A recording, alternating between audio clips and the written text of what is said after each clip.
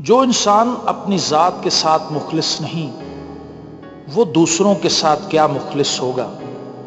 اسی کو مخلص دوست ملیں گے جو خود دوستوں سے مخلص ہو۔ جھوٹے کے لیے یہ سماج جھوٹا اور سچے کے لیے سچا ہے۔ جو انسان اپنے ساتھ مخلص نہیں، وہ ضمیر کی آواز سے فرار حاصل کرنے کے لیے دنیاوی مشاغل میں خود کو مصروف کرتا جاتا ہے تاکہ اسے سکون اور راحت ملے۔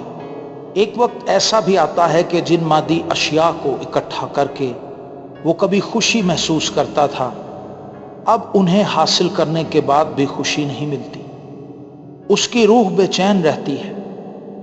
ایسی حالت میں اگر وہ اپنی ضرورت سے زائد روپے پیسے اور دوسری اشیاء کو اللہ کی مخلوق میں تقسیم کرنا شروع کر دے تو روح کی خوشی اور سکون لوٹ آئے گا۔